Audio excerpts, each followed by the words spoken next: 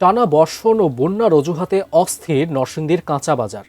এতে প্রায় সব ধরনের সবজির দাম কেজিতে 20 থেকে 40 টাকা পর্যন্ত বেড়েছে। এজন্য সরবরাহ ঘাটতিকে দায়ী করছেন ব্যবসায়ীরা। জেলার বাজার পরিস্থিতি নিয়ে বিস্তারিত জানাতে ভেলানগর কাঁচা বাজার থেকে সরাসরি যুক্ত হচ্ছেন আমাদের প্রতিনিধি সোহাগ মিয়া। সোহাগ, নরসিংদীর কাঁচা বাজারের কি পরিস্থিতি দেখতে পাচ্ছেন আজ আমাদের জানাবেন।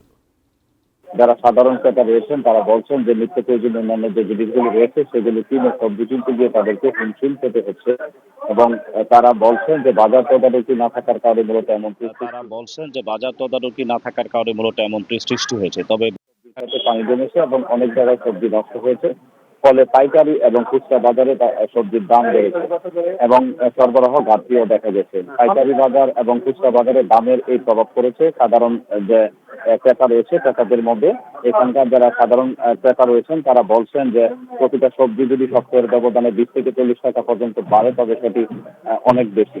আমি নরসিংদীর বেলানগর কাঁচা বাজার ঘুরে দেখেছি যে এখানে প্রতি কেজি কাঁচামরিচ বিক্রি হচ্ছে 240 টাকা, টমেটো বিক্রি হচ্ছে 100 থেকে 120 টাকা এবং বেগুন বিক্রি হচ্ছে 100 থেকে 120 টাকা, ঢেঁড়স বিক্রি হচ্ছে 80 টাকা, পটল বিক্রি হচ্ছে 80 টাকা। এছাড়াও 80 টাকা পটল বিক্রি হচ্ছে 80 টাকা। এছাড়াও এখানে প্রতিটি লাউ প্রকার ভেদে বিক্রি হচ্ছে 60 থেকে 80 টাকা। লেবুর হালি বিক্রি হচ্ছে প্রকার ভেদে 60 থেকে 120 টাকা পর্যন্ত। এভাবে দেখা গেছে যে প্রতিটা সবজিতেই আসলে দাম বেড়েছে। তো সাধারণ ক্রেতারা বলছেন বাজার তদারকি না থাকার কারণে এরকম পরিস্থিতি তৈরি হয়েছে। সরকারের পক্ষ থেকে যাতে বাজার মনিটরিং নিশ্চিত করা হয় সেই বিষয়টি তারা দাবি জানিয়েছেন।